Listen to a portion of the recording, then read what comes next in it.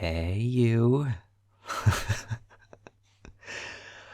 Okay, so I'm going to preface this by saying that, first of all, thank you for agreeing to learn how to play a game that I like very, very much. And I think you will like too. I promise. And secondly, I need you to promise not to freak out when you see how big the rulebook is. Yeah, it's behind my back. Because I promise it's not actually that, daunting. There's a lot of rules at first, but, once you actually start playing the game, it all makes sense. It's really not that hard. And the rulebook has all the rules for all the expansions and everything, and, we're not going to get into any of that today. So, don't have to worry about it. It's not actually that scary. And it'll be fun, I promise. Okay? Okay. Well, and that's the rule book. No, wait. No, come back. Come back, please. Please come back. I know it looks like a lot. Yeah, they released a complete rule book after they'd finished all the expansions. So that's why it's so big. It's not actually that bad.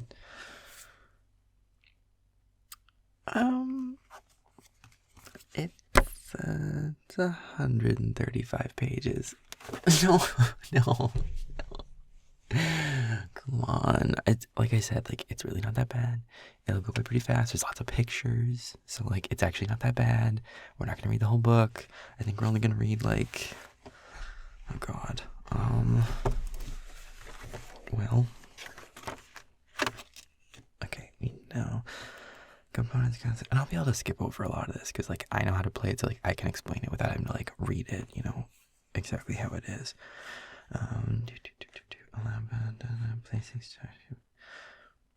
Okay, so it's only 45 pages.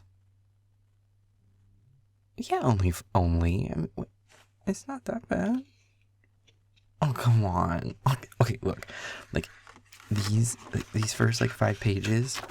They're literally just components, so it's just showing you the pieces, which I'll just do that, when I get the game board out, so you don't have to worry about that. Oh god. Okay, maybe it is a lot. Well, I don't know. Once you play it once, it's not that hard. You just, I don't know. You remember everything. It's fun. It'll be fun. I promise. I know that's what every person ever says when they're trying to tell someone about a new game. It's just oh, no way, it's fun. But it is, I promise. Oh my god. Okay, I know it's a lot to look at. Okay. We're just gonna get into it. Okay. So, I mean, there's a backstory, but I don't think we need the whole backstory, right? It doesn't actually affect the game. Basically, it's... So it takes place in this alternate history. I guess I could just read this part. Scythe is a board game set in an alternate history 1920s. It is a time of farming and war, broken hearts and rusted gears, innovation and valor. It's just 2 sentences. Okay. Backstory. The ashes from the First Great War still darken the snow in 1920s Europa. The capitalistic city-state, simply known as the Factory, which fueled the war with heavily armored mechs, has closed its doors, drawing the attention of several nearby countries. And those are the countries that you play as, which, I mean, from here on out, they're called factions. So I don't really know why they called them countries, but whatever. I didn't write the game. It was written by people who, are much smarter than I am. But anyway. Okay. How do we want to go through this? Okay, so...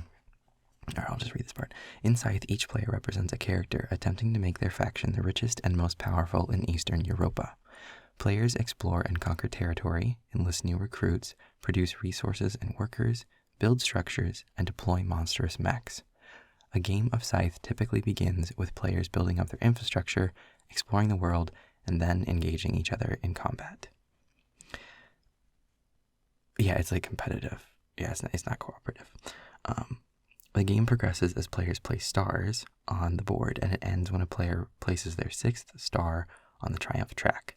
You can earn a star for accomplishing any of the following: completing all 6 upgrades, deploying all 4 mechs, building all 4 structures, enlisting all 4 recruits, having all 8 workers on the board, revealing 1 completed objective card, winning combat. You can do that twice, except, well, if you're playing it, we'll get into the faction specific stuff later.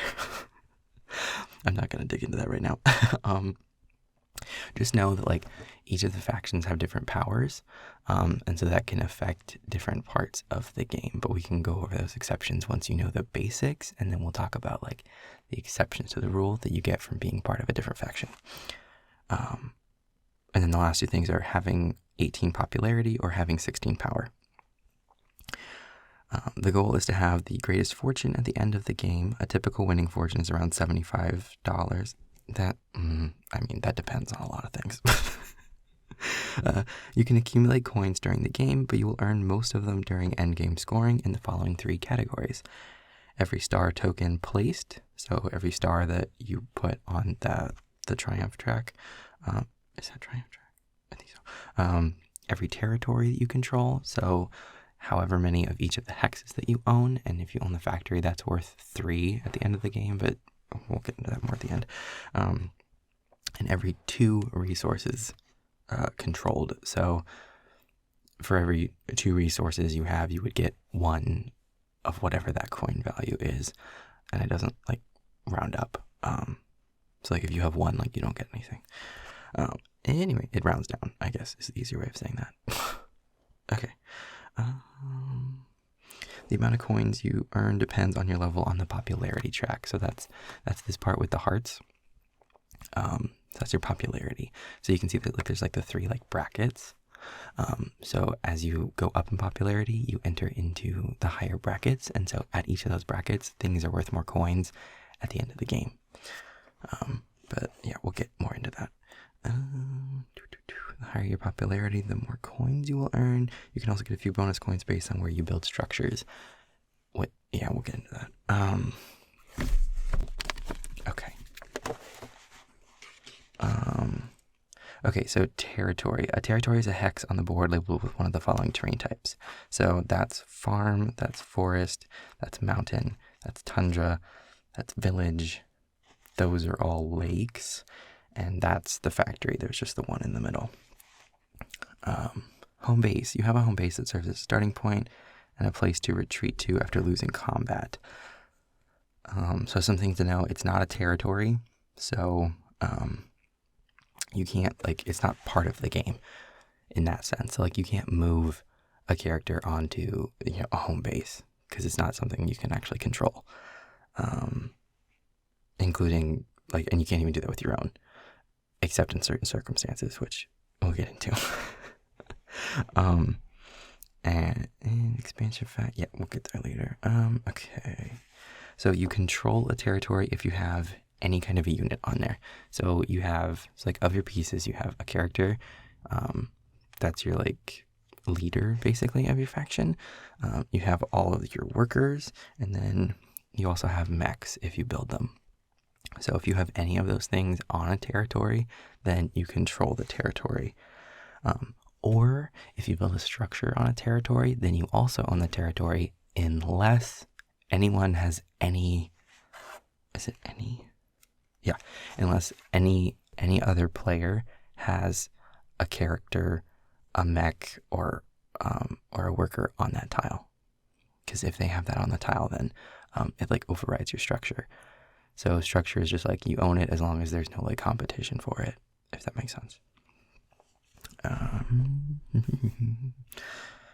Okay, resources. So resource tokens, there's wood, food, metal, and oil. Food comes from farms, wood comes from forests, metal comes from mountains, and oil comes from tundras.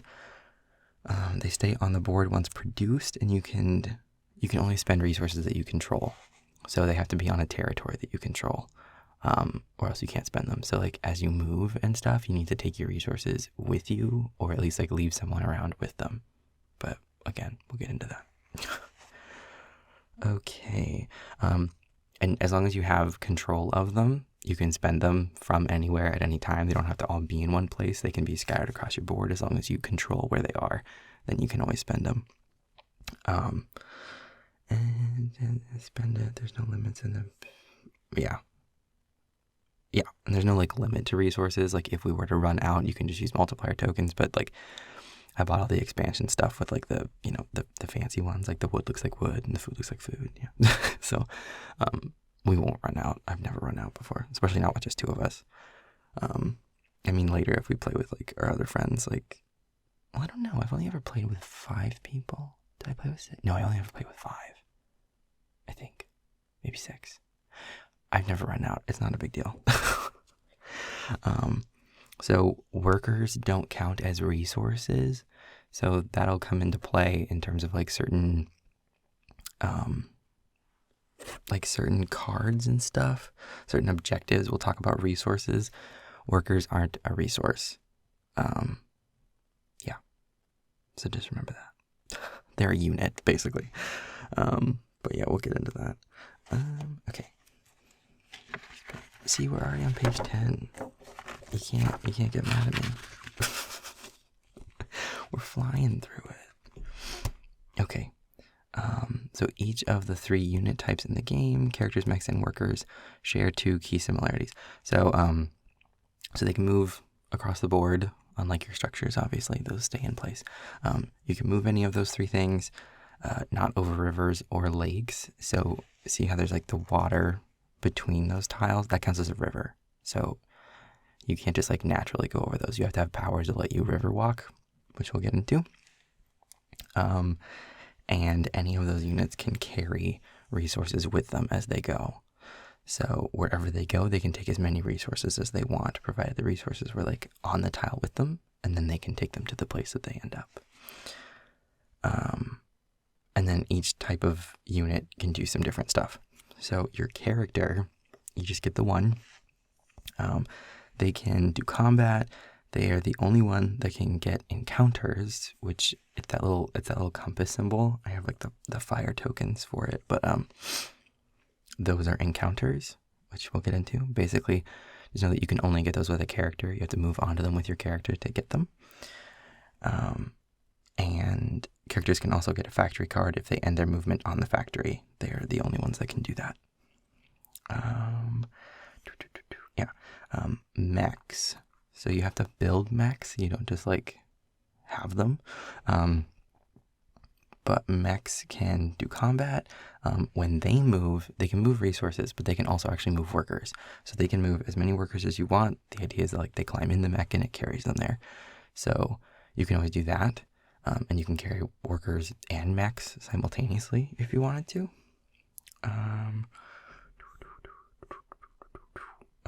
Workers, and then your workers, they're those little guys. They produce the resources. They can produce more workers. Whenever you deploy a mech or build a structure, you have to do it on a place where a worker is, so they can. That's just the rule. And then the air. Oh no, we're not getting into airships. That's a whole other thing. That's an expansion. We don't have to get into that. So a visual. Okay, so they put it that a visual cue in Scythe is that tokens that can take place in tokens that can take part in combat are made out of plastic. So the characters, the mechs, those are plastic.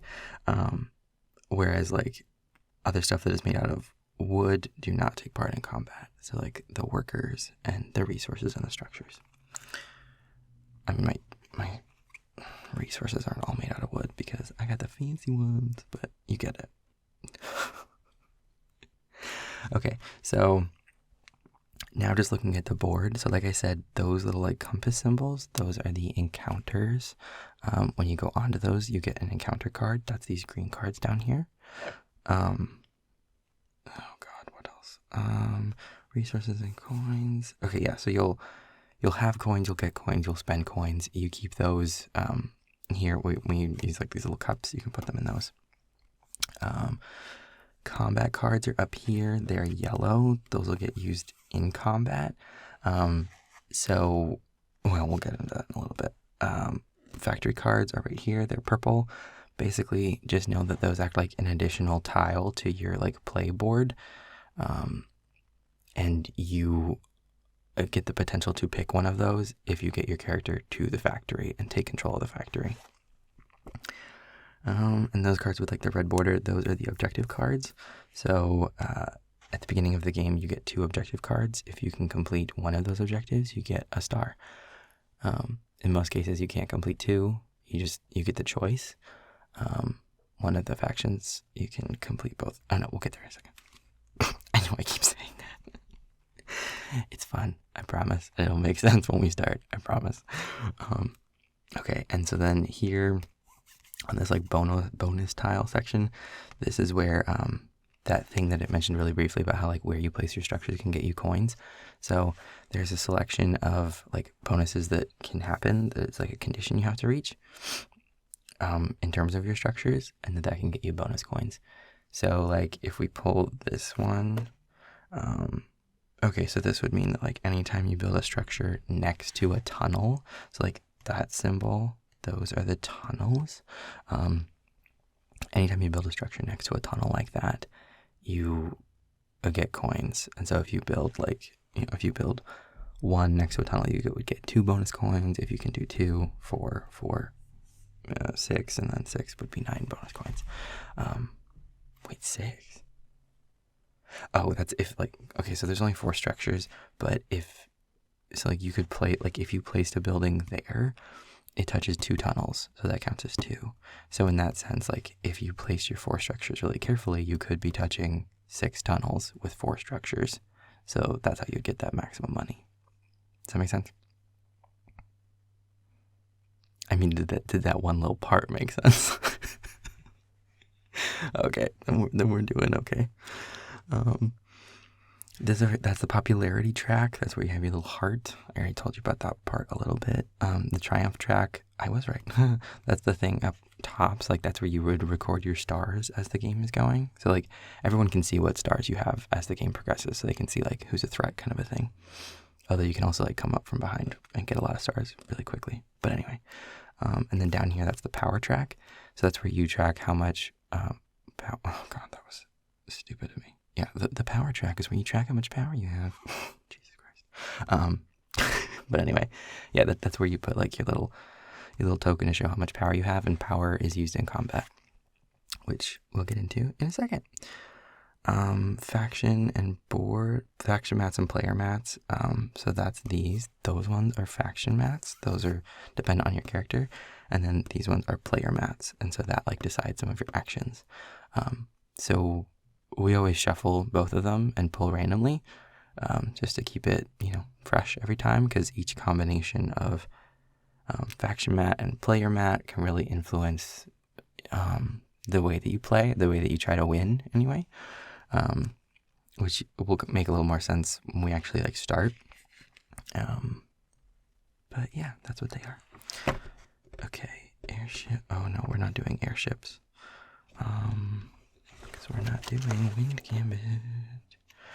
Okay, so on the mat. Okay, so this is the faction mat. So let's just say that you are playing as the Nordic faction. So that symbol there, that's your power symbol. So you would start at 4. So then in combat, like power comes into play because it's like you can spend up to 7. And you can have up to, 16. You can have up to 16, but you can only ever spend up to 7 naturally. So you start at 4. So then like other factions might start at 2 or 3 or 0, or I don't remember all of them. But basically, yes. Then like if you were to immediately go into combat, like if you had 4 and someone else had 3 and there was nothing else withstanding, then you would probably win. But that would depend. Oh God, everything depends. It'll make more sense when we start. I hate saying that. Okay, and that symbol there, that's your combat cards. So that's how many combat cards you start with. So in your case, you would start with 1. And then on your player mat, so that will tell you where your popularity starts at, where your coins start at, and your objective cards, which is, well, that's kind of stupid because you always start at 2. But either way, yeah. So that would be, you get 2 objective cards, and if you had this player mat that you were playing with, you would have 3 popularity that you would start with, and you would start with 6 coins. And there's a number on it in the upper right corner. So like in the upper right corner of this one, it's a 4. So when we go to start, whoever has the lowest number goes first, and then it goes clockwise from there. In our case, there's just going to be the 2 of us, so it's not really going to matter. It's just whoever is lowest goes first. But in a game with a lot of people, you can actually kind of get like fucked if if you had 1 and then like the next player had like 5 or something, like really like they should be going last because they're at like a good advantage, but because they're clockwise from you, they would actually go second. But that really doesn't influence much of anything. That was probably more confusing than it needed to be. Anyway, okay. So you start with your character on your home base, so like kind of off the board technically, like right there on your home base. And then you always start with 2 workers. You get to pick, no, you don't get to pick. Sorry. You put 1 of each on both of the land tiles that are attached to your home base. So you don't get to pick it all. I lied. I know, I'm terrible. Anyway, okay. So, what's this about? This is about the... This doesn't flip very easy. Fuck. Okay. This is my new rule book. Don't get fucked up. Okay, there we go. Fuck. Sorry. Okay. So yeah, so on your player mat, we already talked about that part where it tells you your popularity and your coins and stuff. So, oh God, how to do this? Okay, so on this section, up at the top, so like this is your workers. So there's a total of 8 workers per faction. You start with 2 of them on the board. You have 6 more that you can produce as you reveal a worker. So like workers are always on the produce action.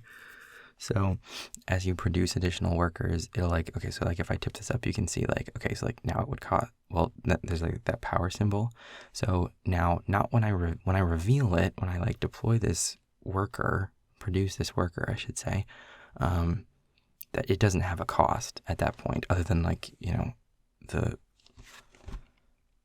it doesn't have a cost, but then it, now the next time I go to produce, now it's going to cost me a power.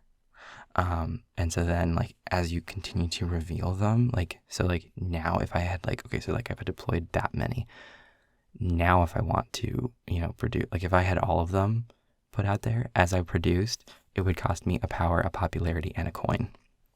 So like the price goes up because you can produce so much more, because when you produce, the produce action is anywhere that you have a worker, you produce that many resources, basically. So, well, depending on how many tiles they're spread out to, but we'll talk about that in a sec. So basically, like if I had 8 workers sitting on a mountain tile, then I could produce 8 metal, which is great. But because of that, like the cost is high, you know, to kind of balance that out.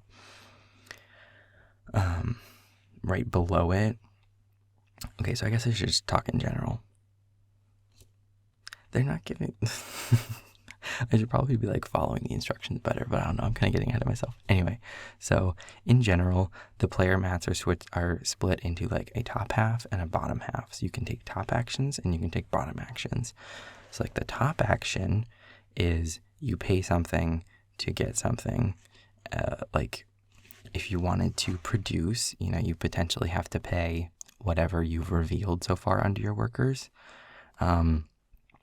If you wanted to do a move action, it doesn't like cost anything. You just move. Or if you don't want to move, the other option, that's what like the slash is. Your other option is that you could get a coin instead. The third option is that you can bolster. So you could pay a coin to gain 2 more power, like to help you with combat. And then the last one is that you could pay to trade. So you pay 1 coin and you get any 2 resources that you want. They don't have to be the same resource. You get whatever you want. Or you can pay for popularity instead. Oh, and on bolster, the other option with bolster is instead you could pay to buy combat cards.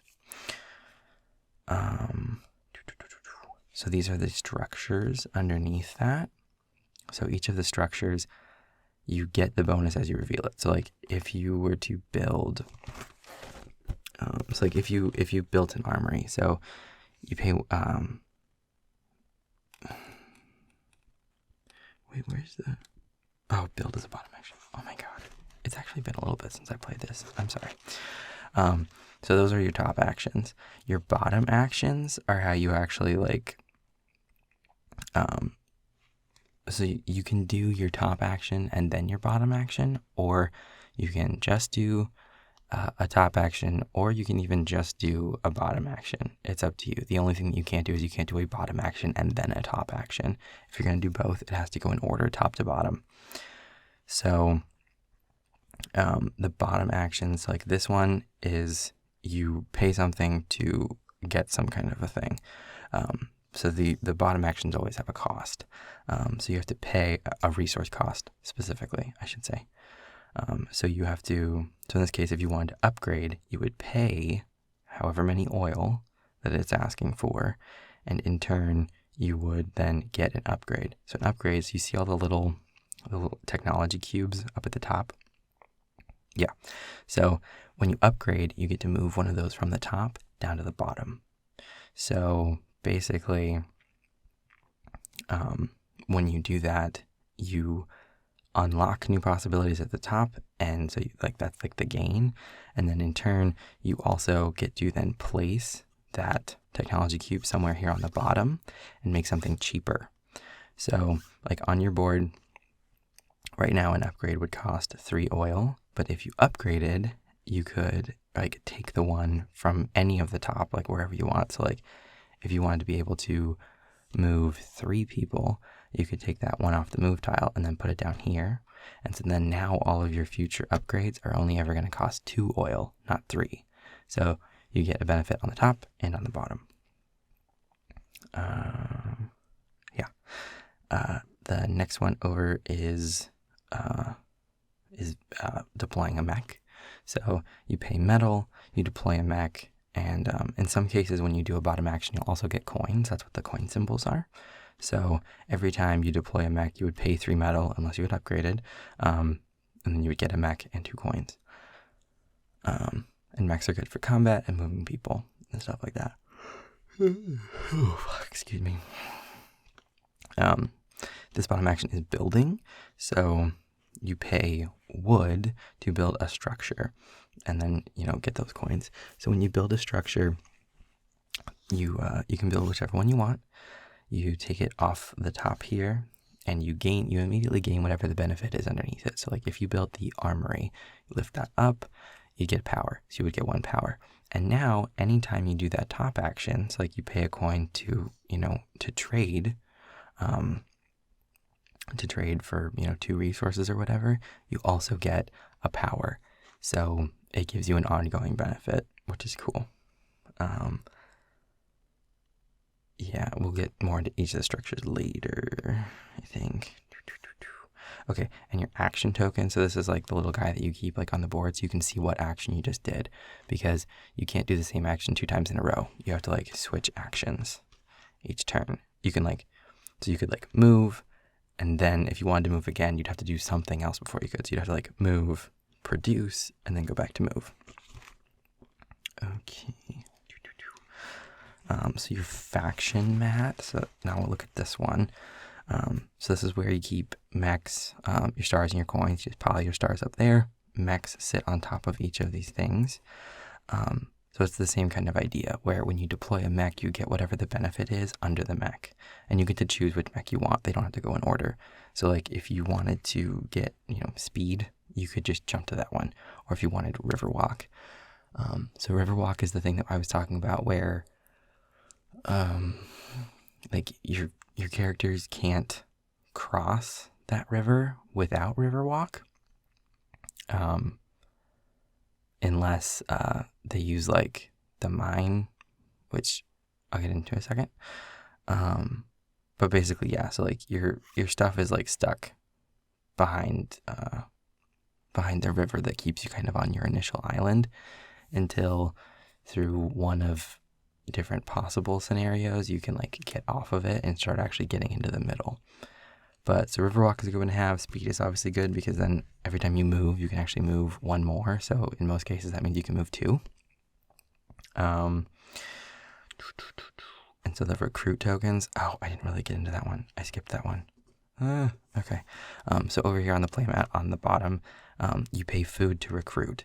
So you would pay however many food it asks for, and you would do a recruit. So for that, you would take one of the recruit tokens off of the bottom, any one that you want, any of them. You get the benefit that's underneath it. You then put it over here on your faction mat and like cover up one of these benefits as you get both. So like if I did this one and this one, I would get like this power bonus from like lifting it, and then I would also get the power bonus from covering this one. But you don't have to match it up like that. You could do like power and coins, or like, coins and popularity, whatever you want. Realistically, you want to do whichever recruit you think you're going to do, because then on that bottom action, you get that benefit again every single time. So like if you think you're going to do all of your recruits, if you've got good access to food, you'd like want to do the recruit one, because then you're going to do 3 more recruits, That makes sense? No? Okay. Oh God. Okay. Yeah, let's keep going. Modular board. No, we're not getting into that yet.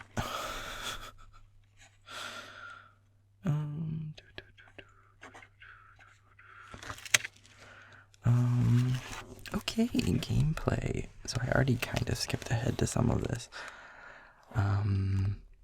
So Scythe doesn't have like rounds or phases.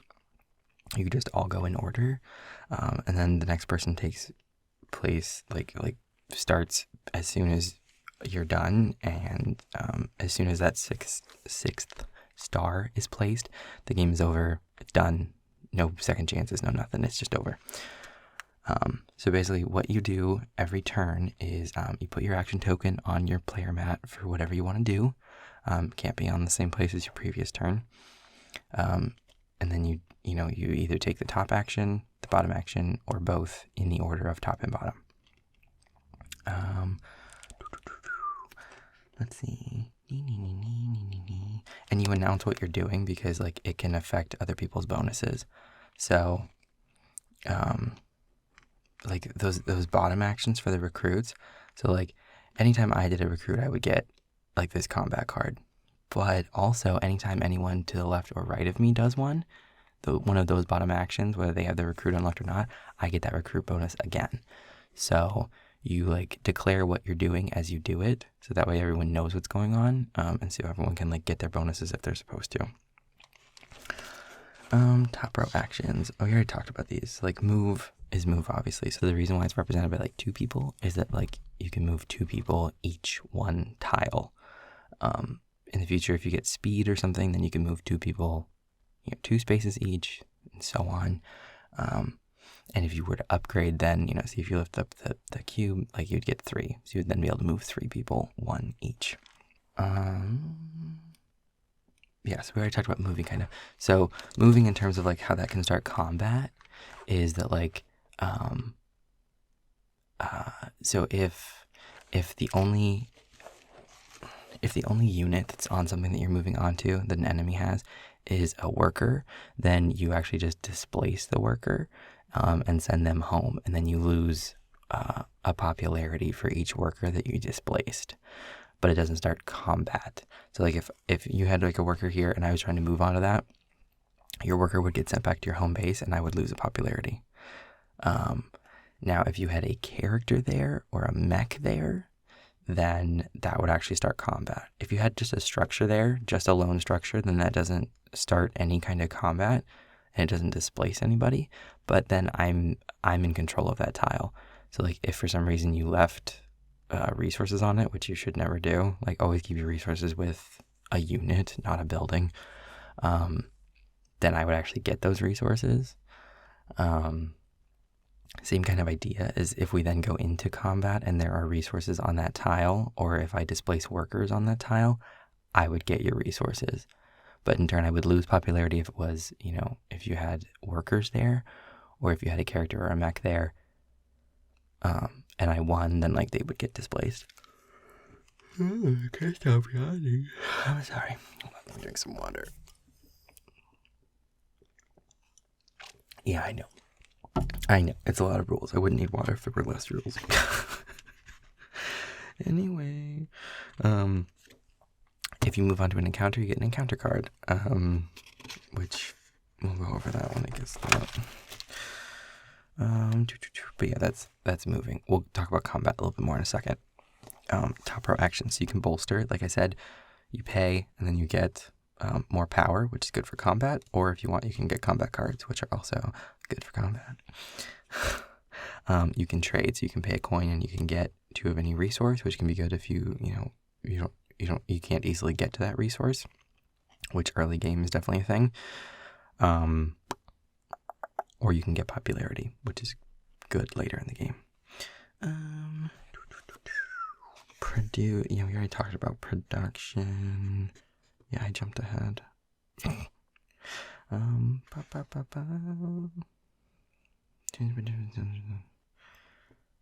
Okay, so when you produce, you can only produce on however many tiles that it says. You get to pick, but so initially you can only produce on 2 tiles. So if you had a person here and a person here, then, a worker here and a worker here, you could produce 1 of each of them. If you had 2 workers on metal and 1 on food, you could produce 2 metal and 1 food. If you had 8 people on metal, you could make 8 metal. But if you had 1 on food, 1 on metal, and 1 on what's it called? Oh my god, brain fart. Wood. If you put 1 on wood, then you'd have to pick which 2 you wanted. The only difference to that is in the structures. So there's the mill. So it's right here. If you put that one on a tile, it produces like a worker, and it produces in addition to the workers. So if it says 2, you can produce on 2 tiles and the mill tile. Yeah, so that's kind of the benefit of the mill. Okay. Bottom actions. Yeah, so overlapping turns. So that's the thing. As soon as someone declares and for my bottom action, and I'm building with my bottom action, or I'm not taking my bottom action. As soon as the person declares what their bottom action is, the next person starts. So that way it kind of keeps the flow going. Because at that point, it's basically administrative, what you're doing from the bottom action, and it probably won't influence someone else's decisions.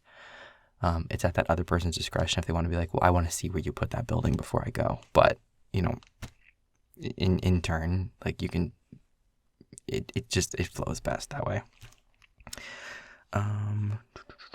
Upgrades, we talked about upgrades. Deploy, that's building a mech. We talked through that. This is each of the character specific ones. So just read, as you get a character, just always make sure you read your mechs, because some of them have some pretty cool powers. Rusviet, the red guys, they have a mech power that lets them get to the factory very quickly.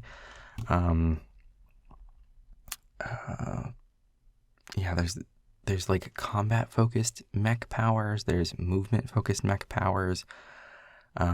Just make sure you check all of them. All of them have the option of getting speed. So speed and river walk are 2 things that every faction can get. And then the other 2 are usually it's a movement thing and a combat thing. And it depends on which faction you have. So when we actually go to start to play, we'll kind of play it not open hand exactly, because everyone can already see who you all are, but I can kind of specifically go over those mech powers that you have in that case. Bottom row actions. We talked about that. Building. Okay, so each of the structures. So there's what are they called? Oh, okay. So there's the monument, the mill, the mine, and the armory. We never really called them by the names. So the mine acts like a tunnel. So wherever you build it, it connects it to the tunnel network of those tiles up there. So that's one way to kind of like get off your little starting island. The mill, we talked about the mill, and then the monument is like the armory, except it gets you popularity. Those two don't really like do anything on the map. They just give you that benefit going forward, which is nice. Those are the structure bonus tiles. Yeah, we kind of talked about that, where it's like, you get bonuses depending on where you build your structures. It's always like, is it next to this? Is it next to that? Are they in a row? Kind of a thing.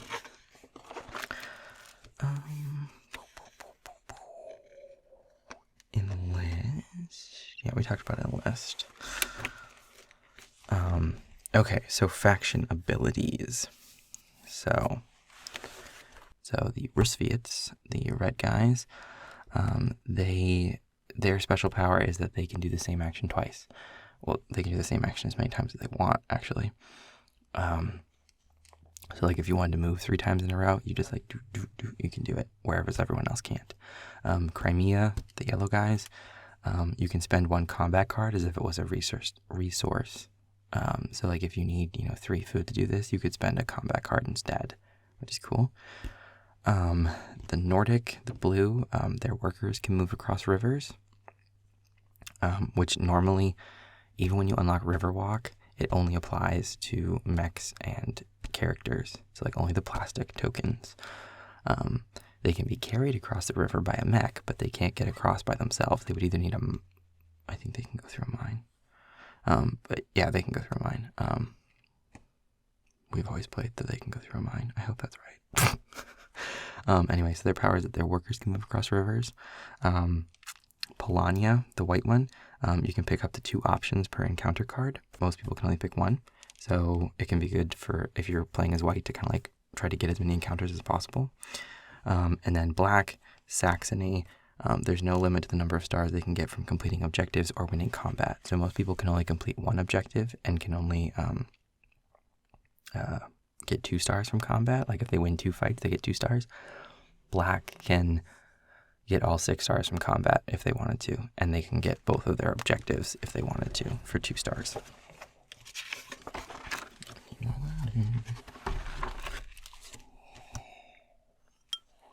Okay. Combat. Okay. Here we go. So everybody gets a combat wheel like this. So it goes 0 to 7. Just like I said back in the beginning, you can only ever spend 7. So if we go into combat, your character's here, my character moves on there. We're gonna fight. So we can only spend as much power as we have. So unlike the power track, if we're both at 7 or over 7, we can spend up to 7. If you only have 4, you can only spend 4. And so in sight, the attacker always has the advantage. So if there's a tie, the attacker wins. So keep that in mind when you're deciding how much power to spend.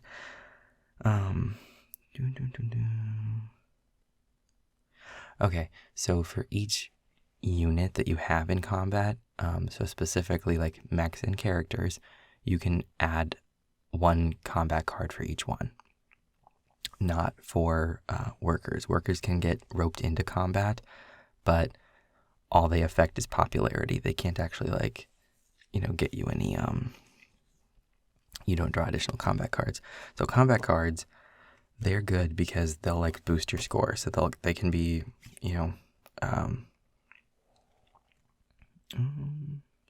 they're anywhere from 2 to 5. Yeah, I was like, there's not a 1, is there? No, there's not. So anywhere from 2 to 5.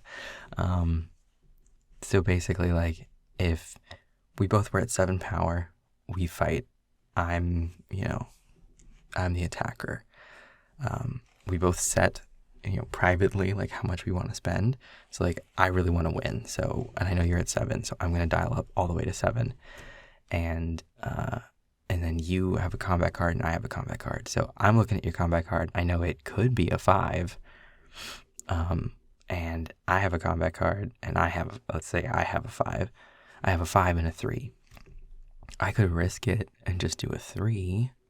But then if you had a 4 or a 5 card and you used it, I would lose. So I would probably use my 5. And in turn, you might think like, well, he wouldn't go into this fight unless he thought he was going to win it. So what you could do, because like when you like set whatever power you're going to use and then you show it, that's how much you spent. So you can like fool around with your combat card and actually place it like backwards on your dial like this. And then so you're not actually spending anything, but it looks like you were going to. And then we like flip it. If you did, your 7 power and a 5, and I did my 7 power and a 5, I would win because I'm the attacker. But like what you could do is that I do my 7 and a 5, you think to yourself like, okay, I think he thinks he's going to win. So you could set it to 0 and 0, and then we flip. And now I had to spend my 5 combat card and 7 power. So I now drop down to 0 power, and I don't have my combat card anymore. You didn't spend anything. You lost, so your character has to go back to your home base, but now you still have 7 power.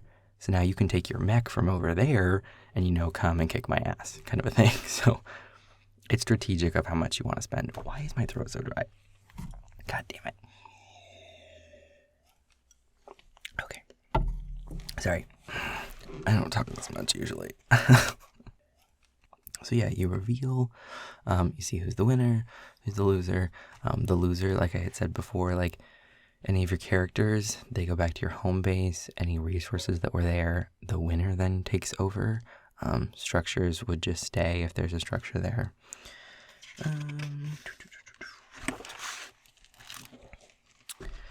Encounter cards. So these are like the encounter things I've talked about.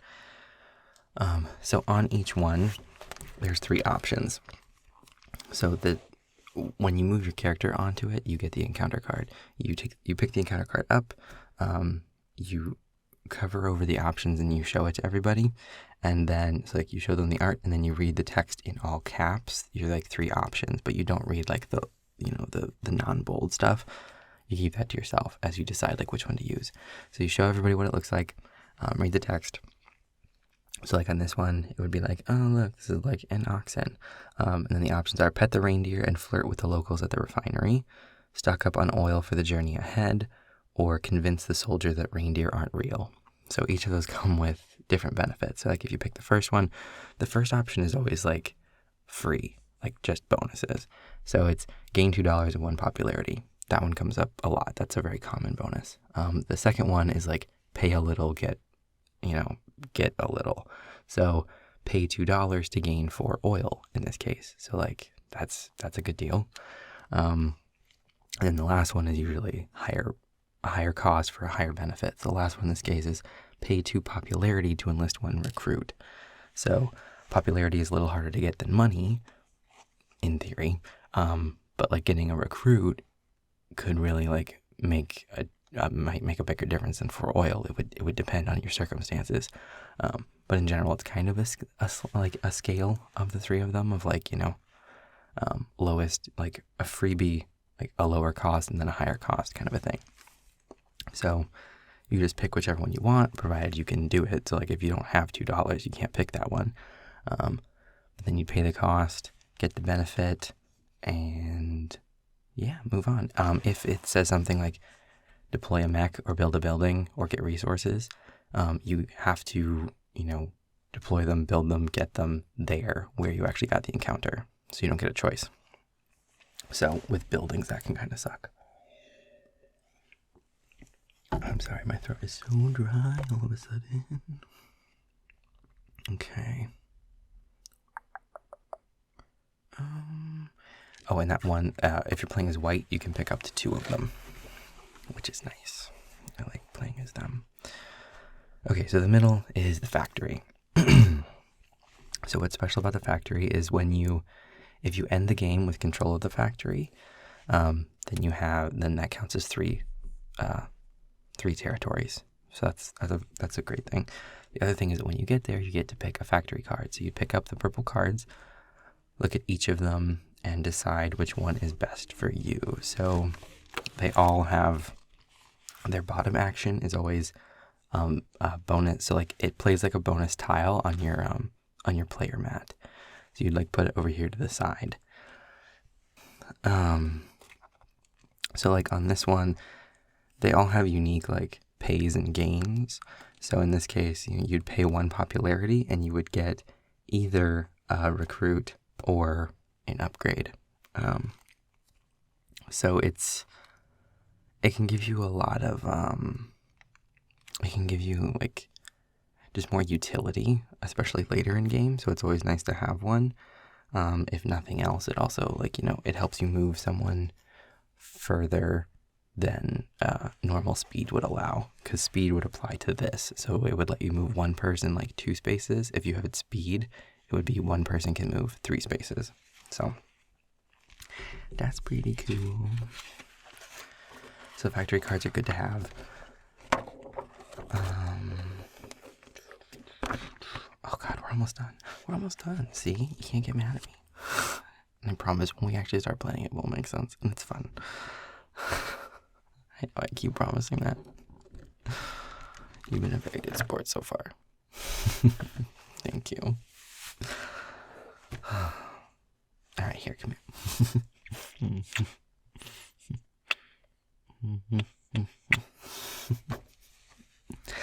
Thank you for listening so far. And we're almost done, I promise, and then we'll get to start playing. And I think you'll like it.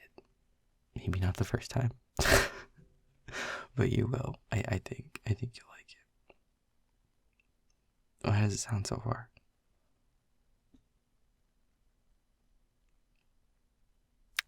Yeah, I mean it's kind of like that. It has elements of like Catan. I might be saying that wrong. We always call it Catan. I've heard something like Catan. I don't know.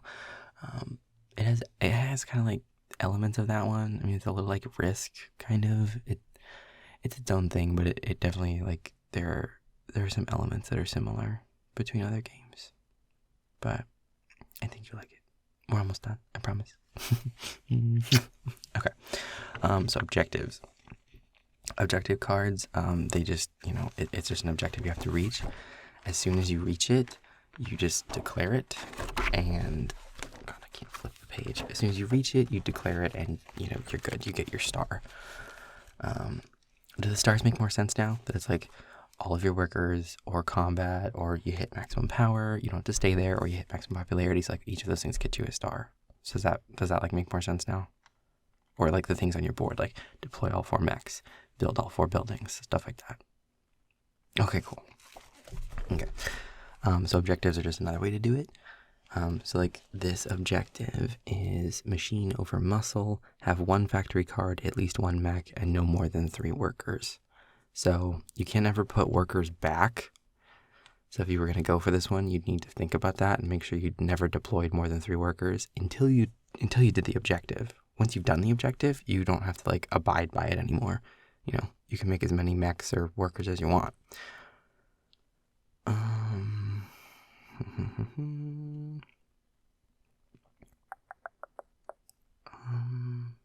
Let me see. Okay. Alliances and bribes. Oh. Yeah, we never do that.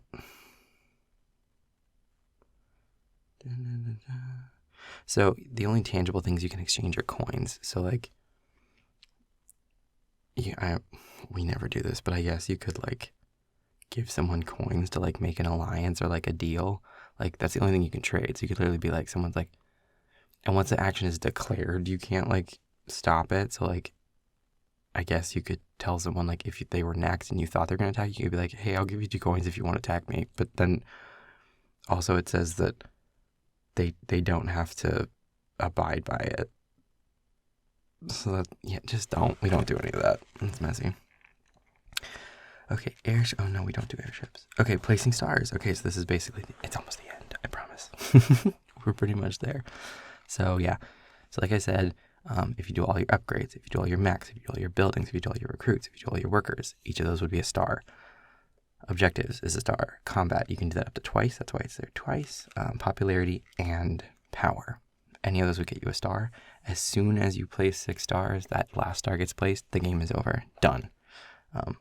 Nobody else gets to go. That's it.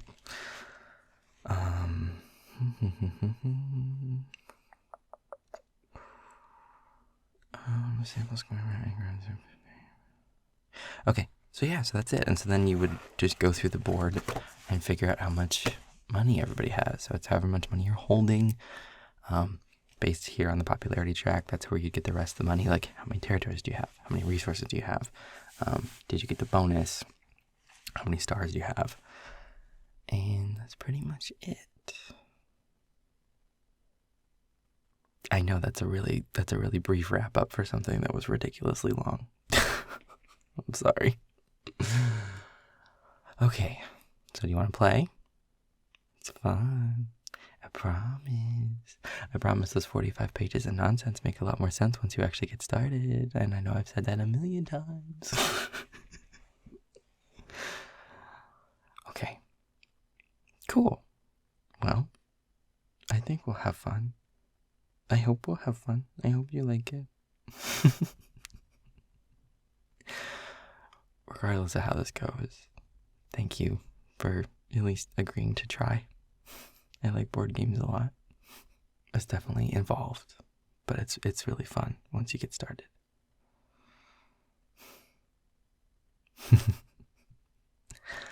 Okay, well, thank you. All